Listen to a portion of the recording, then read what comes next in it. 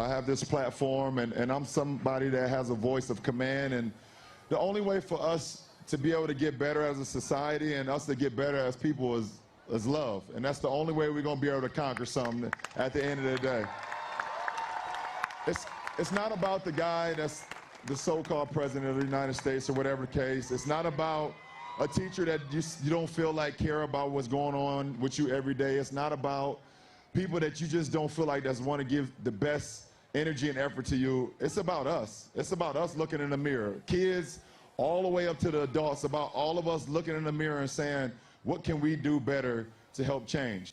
That was LeBron James speaking at the annual LeBron James Family Foundation charity event in Ohio. LeBron has been extremely outspoken since the white nationalist protest in Charlottesville, Virginia.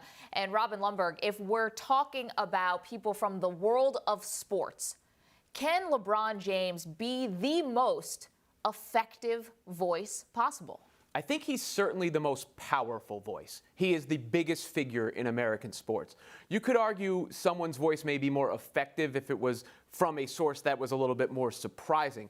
But of the people who have been willing to speak out, LeBron is the most effective. And, he is a tremendous basketball player. I think he's the best basketball player of all time. But there's always that distinction. Can someone be a great athlete without being a great role model? I think LeBron is showing that he's also a role model, because he's standing up for what he believes is right, as I think we all should.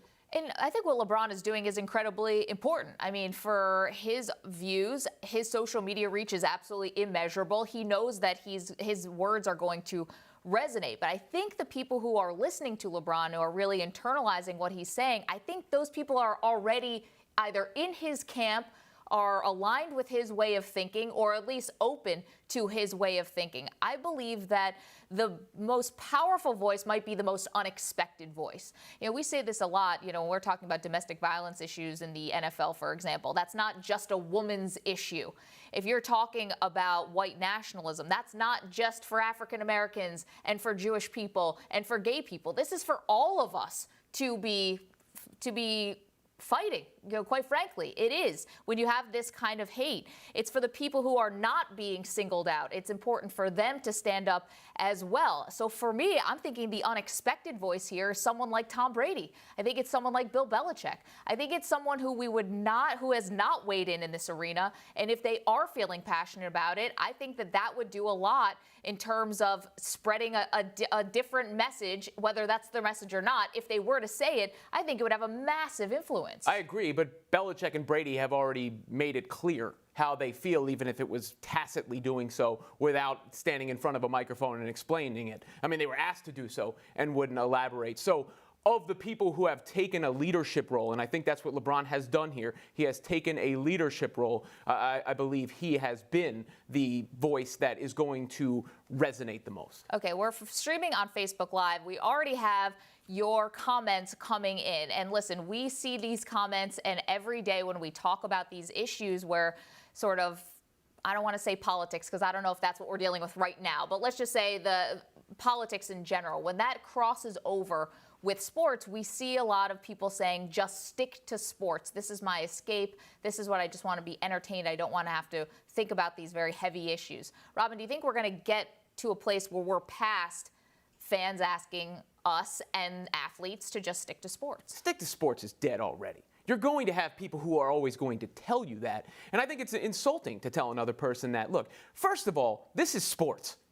These were comments made by LeBron James, right? So forget that it's not sports, because it is within the purview of sports because of who the figure is here. And trust me, no one wants to stick to sports more than I do. I mean, sports are fun. Doing this show is fun. Talking about this is not fun. But it is tough for many, myself included, to look in the mirror and ignore what's going on. And I think that is the real problem you run into when you're telling somebody else how they should think and they should feel about something so important. Well, this is what Michael Ben is saying, right? He said it's time to make people who are feeling comfortable uncomfortable. And he's also saying, for a lot of people out there, the world is a very uncomfortable place. So it's a way to bring attention to perhaps people who are living outside your specific bubble and sphere. We all have a bubble and a sphere. It's hard to avoid it at this point, right? But I also think this is something we talked about with Robert Klemko of the MMQB, who's going to be coming up again later in the show. We talked about this with him yesterday, which is the idea that athletes are just here for our entertainment. Well, there's other places you can find entertainment. You can play on your Xbox, you can play NFL. You can go to the movies. You can do all these other things where, you don't necessarily have to have the athletes be the ones who are in charge of your escapism. And do you notice the people telling others to stick to sports are the only people telling others what to do? LeBron James or any of these other comments, Colin Kaepernick, none of those people are telling others what to do. They are expressing their own opinion or, again, standing up for what they think is right or trying to raise awareness. They are not telling you how to think or feel. And I'm not going around to everybody who's saying stick to sports and saying that to them either. Again, that's why I circle back to it, being insulting for you to tell somebody else where their gut or their soul is coming from. Of course, on Facebook Live, Keandre Johnson says, someone has to say something. They are in the spotlight. They being athletes 100% of the time may as well speak up. Well, sports are going on. However, even out of season, as NBA players' pickup games are now all access thanks to social media, and perhaps no one has benefited more from this than Carmelo Anthony, whose recreational hoop attire has become a meme. So, Maggie, the natural question is, and we'll see some of it here, is Hoodie Melo the best player in the league? Yeah, I think Hoodie Melo might be. What is Hoodie Melo, right? Let's break it down to what it is. It's a motivated Carmelo Anthony. That's what the hoodie means, right? That means that he's dialed in, he's got the blinders on, he's going against some of his peers in this pickup game, and he is a motivated Melo. And I think Melo is going to be motivated this year because I think he wants to be traded out of New York. And I think if he shows other teams just how motivated he is, the Rockets, the Cavaliers, maybe they're willing to up the asking price for Melo and what they would trade to get Carmelo Anthony, and perhaps then he's able to leave New York where things seems like they've become untenable. The hoodie thing is a joke, right? But as far as his career arc, he does have a chance to frame himself a little bit differently because Carmelo Anthony, no one would doubt, is a great scorer. No one would doubt is a Hall of Famer. But there are plenty who would say, hey, as your best player, he can't be the guy, and he's not a winning style of player. If he is able to swallow some of that pride, if you will, and play like Euro Melo, that's what I call him when he's playing on the Olympic team, that catch and shoot, catch and dribble drive, and go on to a team where he's not necessarily the guy doing that jab step, jumper, I need every shot in the end, ISO Melo ball, and win, then his whole career arc would be different. Because a guy like Paul Pierce, for instance, was once viewed as only a scorer who couldn't be part of a winning team. And then the Garnett, Pierce, Ray Allen trio came together, he won, and now he is celebrated as a winner. I just wonder, do you think the Knicks brass was watching Hoodie Melo and laughing as they were with his workout video earlier this year? I don't know. I mean, they have to discuss trades with him. For now, Melo and Kristaps Porzingis are still teammates. Melo is probably much more likely to be traded than KP, but the Cavs reportedly have the unicorn as one of their primary targets in a Kyrie Irving trade. Would you trade KP for Kyrie? I'm curious how much Kyrie Irving's reputation has taken a hit in terms of basketball circles ever since the desire to be traded came to light. Because I wonder if a team believes that Kyrie, and the Knicks would believe that Kyrie Irving is someone who wants to win, is motivated to win above all else, and would bring other superstars. Remember, the Knicks have been burned by this with Melo. They thought that having Carmelo on their team would bring all this other talent to the New York Knicks, and guys would be like, falling over themselves to sign to play with Melo. That never happened. And I don't know if people are thinking that way about Kyrie now, because if he's going to go to another franchise where he wants to be the face, well, what's going to come with that? It's going to be him taking all the shots. It's going to be him getting all the credit. And I don't know if he doesn't want to share the spotlight with LeBron James. What makes you think he's going to want to share it with anybody else? So if I am the Knicks right now, I say no to a Kyrie for Porzingis trade. Yeah, I would as well, because if I'm the Cavs, I'd be willing to take back Joakim Noah's deal as part of any sort of deal to get Kristaps Porzingis, of course. And the idea in a Kyrie Irving trade, if you're the Knicks, is to pair KP and Kyrie. I'd be willing to give up anything else reasonable. And the Knicks do have their draft pick this year in Frank, and they have their draft pick coming up after this season is over. So they have other chips that they could move that would be a fair return perhaps, but Kristaps Porzingis would be a non-starter. Robin, let's turn to the NFL. Yahoo Sports has obtained new documents in the Ezekiel Elliott domestic violence case. Tiffany Thompson, the woman who is accusing Elliott of abuse, admitted to NFL investigators that she discussed leveraging sex videos featuring her and Elliott for money. Michael McCann is Sports Illustrated legal expert. He joins us now. Michael, could this help Elliott's appeal at all? I'm not sure if it will, Maggie, and I say that because the NFL is already aware of this information. So it didn't apparently change Roger Goodell's ultimate thinking on an appropriate punishment for Elliott. Now, Elliott's lawyers can say, wait a second, let's spend some more time thinking about the impact of this information, that it suggests her motives should be questioned. But at the end of the day, the NFL can rely on other evidence that it sees fit, including physical evidence of apparent injuries, in making a determination that he violated the conduct policy. Now, this would be really important information if this was a criminal prosecution, but this is a workplace policy matter. It's a different ballgame. Now, Michael, do you think this could be more damage control and is really about repairing Elliott's public image? Yeah, Robin, I think that's part of it, leaking information to the media that will suggest that Elliott didn't do it or that perhaps the allegations are exaggerated. This is a way of giving him some reason to say, at the end of the day, I'll serve the suspension, but I didn't do it. So I do think this is part of the calculus. This is about repairing his image, even if it doesn't have any impact on whether or not he'll sit out 6 games. We're keeping our eye on this story. Michael McCann, always appreciate your expertise. Thank you very much. Thank you. Last week, Major League Baseball suspended umpire Joe West for joking that Adrian Beltre complained the most of any player in the game. The league thought that showed bias.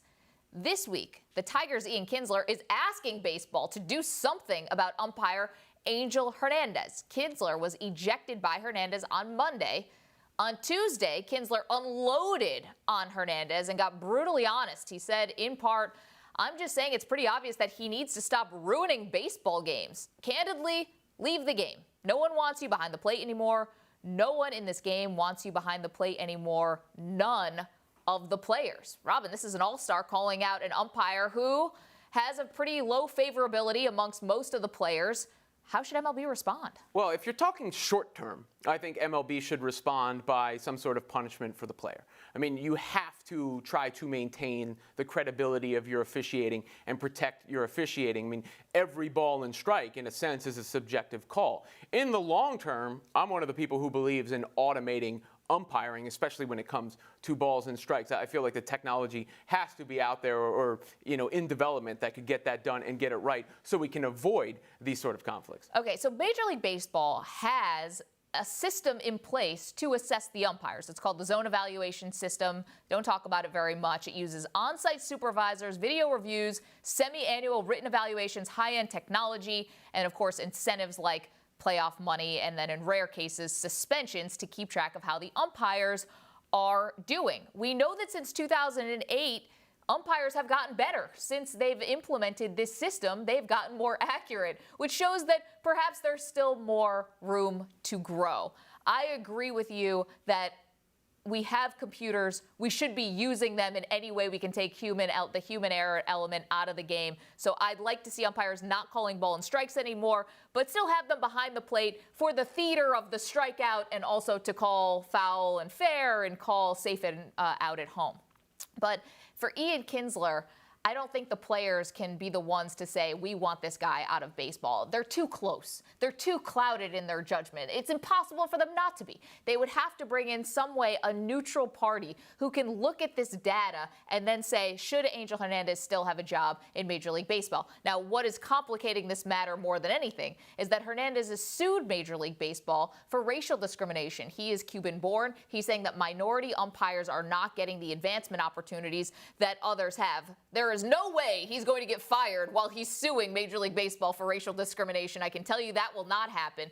But I'm expecting Major League Baseball to at least take Kinsler's comments very seriously, and it could all be solved if they just computerize balls and strikes. Yeah, there are plenty of bad officials out there, just like there are people in every job. And, the NFL, a lot of the officiating has been questionable. The NCAA tournament, a lot of the officiating has been questionable. But it's very easy to attack the refs, right? Or the officials or the umpires. Yeah. That's easy. It's what fans do to try and explain away a loss. These are huge enterprises, all these leagues that would make a lot of money. I would hope, if they don't, they're negligent. I would hope that they have a good evaluating system for the people they're putting in this position. Seems like it could be better.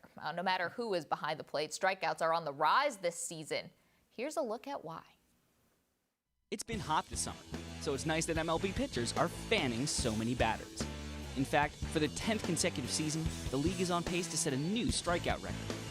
One of the reasons could be the heavier reliance on relief pitching. Since 2008, relievers are tossing more innings, which means fresher arms, different pitches, and better ability to keep hitters off balance. Then there's the high heat. League average fastball velocity has increased steadily in the past decade, blowing past batters. Speaking of batters, players nowadays are swinging away and missing. Each year since 2008, batters have whiffed at a higher rate. Balls, strikes, it doesn't matter. That's because players seem to be swinging for the fences. This year, MLB features the most home runs per game in history, and strikeouts might be collateral damage. So even as the summer swelter cools, look for pitchers' arms to stay red hot.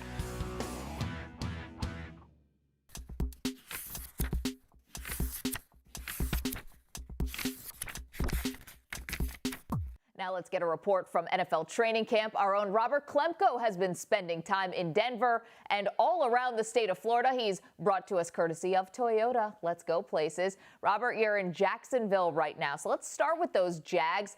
Leonard Fournette being held out with a foot injury. How concerned is the organization, and what can you gather by being around the team? Well, I think they would have liked to get him more reps before the season started, as you would with any rookie. But I don't gather that it's a significant injury in terms of him missing any time in the regular season. I think that they would have liked to get him acclimated in the offense and figure out how they can rely on him going forward. One of the things that Blake Bortles has, struggled with is 3rd and long. And the way to avoid 3rd and long is to have a running back who you can trust to get you, 7-8 yards on 1st and 2nd down. That's why you draft Fournette that high. So the idea that he's not, durable enough to handle a 16-game season and that he's already struggling is a bit concerning. Moving to Tampa, Hard Knocks has portrayed Jameis Winston in a very flattering light thus far, considering we're only a few years removed from Winston being one of the most controversial Heisman winners ever. Is that portrayal accurate from what you've seen?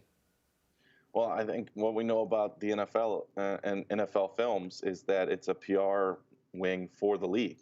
Hard Knocks is not an independent show, though it's aired on HBO. Everything that goes into it is monitored and reviewed and approved by the football head coaches and the PR staff of the team that's hosting it. I mean, that's how they get teams to give them that access. So, of course, Jameis Winston's portrayal is going to be flattering. I think his, football IQ, his on-the-field work ethic, those things aren't fake. But there are people, who, down in Florida State who still believe that he does not deserve all of the accolades and all of the respect that he's earned so quickly in his time in the NFL. It's hard to discount and ignore those people. How would you describe Jameis Winston, just the feeling around him, the scene around him, how teammates interact with him? How would you describe it? Well, I think he carries a lot of respect, and I'm here at joint practices in Tampa Bay. When you look at the comparison between Jameis Winston and Blake Bortles, and you see the connection that Jameis has with his receivers, I don't think there's any kind of comparison. We know that Blake Bortles is struggling here. We know that after this season, if he struggles again, that they may make a decision to move on from him. And you get the feeling watching Jameis that the best is yet to come. Next stop in Florida, Miami. The dust has settled a little bit with the Dolphins and the Jay Cutler headlines. How were teammates responding to the Cutler signing? It was interesting talking to these guys about what they thought about Jay Cutler, before they met him and before he joined the team. I asked Byron Maxwell, the corner who, was traded from Philadelphia in March of 2016, and he said, look, I judge quarterbacks by, wins. And he's touching the ball the most. Does his team win? And he said, Jay Cutler came from losing football teams. But you wipe the slate clean when a guy joins your club. Jermon Bushrod, who played with Jay in Chicago from 2013 to 2015, fielded a lot of questions from teammates concerning whether the smoking meme was an accurate representation of Jay Cutler. And he said it wasn't. You know, the guy works hard. He cares about his teammates. And if he's coming out of retirement for this, it's not a money grab. It's to come help us win football games. So I think expectations are tempered. Obviously, everyone is really upset about Ryan Tannehill's season-ending ACL injury. And I think that when you look at Jay's history with Adam Gase, though he had his best season there and his first season over a 90 passer rating, it was his best not because the offense was extremely prolific. It was because he didn't turn the ball over. And part of that is communication and building a rapport with wide receivers over a number of years, whereas in this case, he only has several weeks. Yeah, 11 fewer turnovers Cutler threw the season that Gase took over. That's funny about the smoking meme that got brought up. Does the Marlboro Man even exist? Because if so, Jay Cutler might have an endorsement deal on his hands. All right, let's finish us off with Denver. You have some experience polling the Broncos locker room. You basically did an article that was a census of the Broncos locker room. If you polled them now on who they would want as their starting quarterback, Robert, who would win? Oh, man. You know, I honestly think players are split or don't have an opinion. I mean, one day Trevor Siemian looks like a stud, and then the next day Paxton Lynch looks like the future. Both guys are young. Both guys are well-respected. Both guys are working hard. But you get the sense being around that team that nobody has really pulled away in that race. So I think that the third preseason game and maybe even the fourth preseason game will be a huge barometer for both of these guys. And it might be a situation where they just have to go with the hot hand because nobody has really identified themselves as a clear leader. If people were wondering about the glamorous life of being a journalist on the road at Jacksonville Jaguars, look behind you. That's what Robert Klemko is working in today, the media room. Robert, thank you so much for your time and your expertise. Thank you. Thanks for having me, Maggie.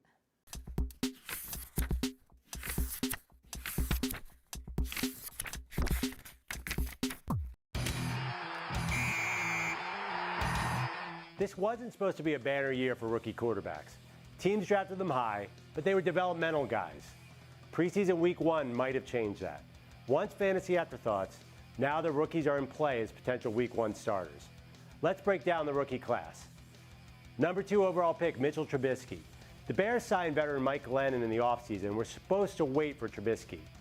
But then the North Carolina product completed 18 of 25 passes for 166 yards and a touchdown, and ran for 38 yards against Denver last week. Remember when the Seahawks spent big money on Matt Flynn and named rookie Russell Wilson the starter? That could happen before long in Chicago. But before Trubisky mania, the ADD NFL world was all about Deshaun Watson. Although the Texans rookie didn't quite have Trubisky's stats in his preseason debut, Watson looked totally in command of Houston's offense. He was able to keep plays alive and look downfield when things broke down. Watch this QB battle closely throughout the preseason. Although the coaching staff is sticking with Tom Savage for now, I get the feeling Watson is going to be hard to deny. Next on the list of potential starters is Cleveland's DeShone Kizer. He might be a bit more raw than Watson or Trubisky, but this is about opportunity. Kizer's competing with Brock Osweiler and Cody Kessler. There's no doubt that Kizer showed more ability in his preseason opener than either of those two. He completed 11 of 18 passes for 184 yards and a TD against the Saints. The arm strength is obvious. I'm not totally sure that the Browns receivers are going to be able to catch the fastballs from Kizer, but he's going to get it out there.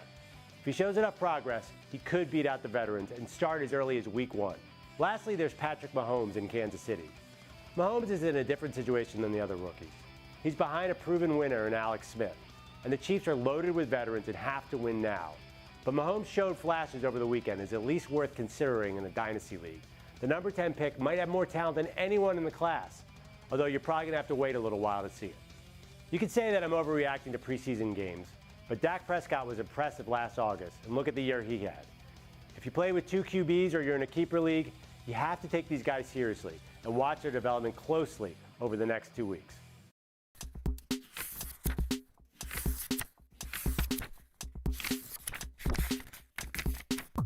In January of 2014, Madison Holleran took her own life. A middle distance runner at the University of Pennsylvania, Holleran looked like the model student athlete, but in reality, she was struggling to adapt to an Ivy League school.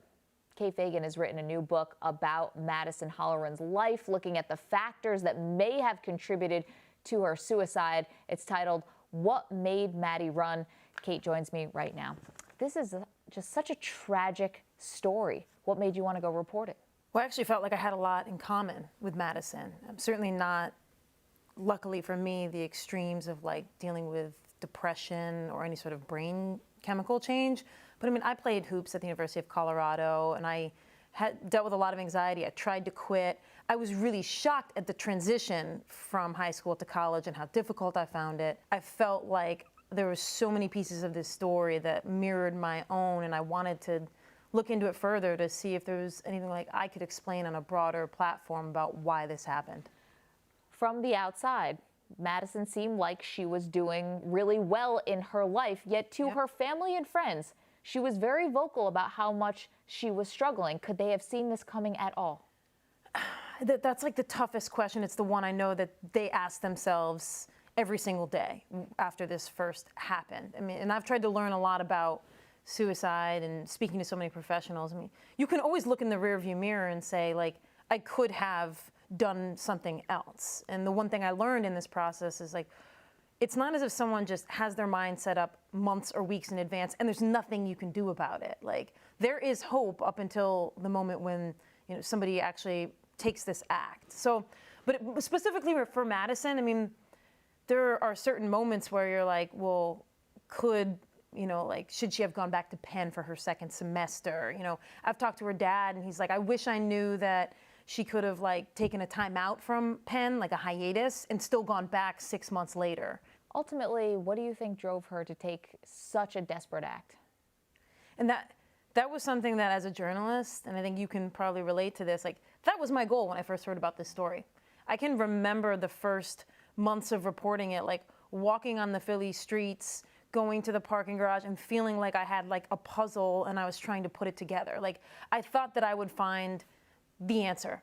And I thought, like, there were questions that I didn't have answers to, like, why that parking garage? Like, why was she downtown? All of these different things that I thought would lead me to some specific moment catalyst. I finally realized, like, I'm never going to find that. And I do believe that I knew, the reason I wanted to, and perhaps so many people, when they hear about Madison's story, want to know the why, is because, like, you want to know what, like, happened so you can avoid it. So you want to know. You want to be like, oh, that's the one thing?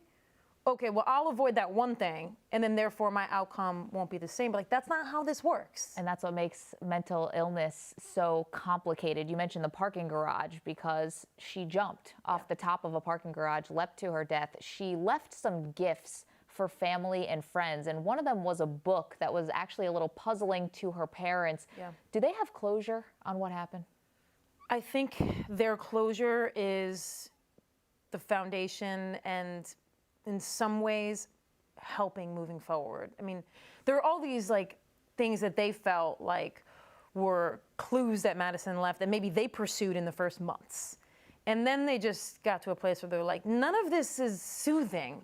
None of this is helping. The only thing that seems to help is moving forward and saying, let's start a foundation. Let's work with Kate on this book. And now I'm talking in the third person, but let's work with Kate on this book because we think that getting her message out to other students and student athletes will give people more insight into what they need to do. I was shocked when you write that the NCAA released some statistics that suicide ranks as the third most frequent cause of death for student athletes. Yeah. That's behind cardiac issues and accidents. Yep. I mean, are universities not doing enough to prioritize mental health of their student athletes? I think it's the next frontier where they can do more. And I think they know this. I mean, I just got back from the Big East Mental Health Summit, first of its kind. More athletic departments are realizing that they haven't done enough and that they need to do more. Athletic departments are starting to move in the right direction. And even that suicide number you mentioned, third leading cause for student athletes, I always try to point out that that's lower than it is for the general population. Like, student athletes are struggling more than they ever have with anxiety and depression, and the numbers from 20 years ago, they're higher. But for the general population, student athletes are still lower, and the numbers are growing across the board, but it's a really tough time for young people for a lot of different reasons. Yeah, let's talk about that, because this is I don't want to say it's unique to just millennials, but Maddie, growing up, I mean, social media is so prominent in her story, in her life, just by virtue of being a quote-unquote regular teenager. Yeah. How has social media changed the conversation about mental illness and, you know, to the maybe small degrees and then to the terrible extent of suicide? Yeah. I think specifically for Madison's story, it's always important to point out that there were genetic factors in play, and that her parents would even say now, like, there was some sort of brain chemistry change and depression. And so in no way in this book are we like, social media caused this. But they were also pretty clear, and so were her friends, that Madison routinely would absorb social media, and that absorption of it would cause more anxiety and cause more fear that, like, her own personal experience wasn't the same as everyone else's, and what was wrong with her, and why wasn't she having the ideal college experience.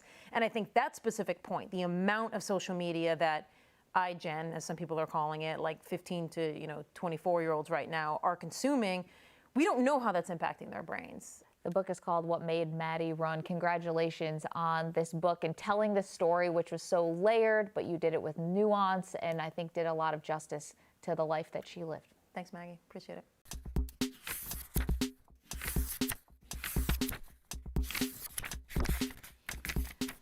Really appreciate Kate Fagan and appreciate all of you for watching this episode of SI Now. Of course, we will be back tomorrow at 10:30 a.m. Eastern. And if you want to keep up with all the latest news and headlines, you can stick with SI.com. You can also follow us on Twitter at SI Now Live, where we will be posting clips of the show immediately after we get off the air. Robin, enjoy your Wednesday. You too. Tomorrow. Thanks for watching, everybody.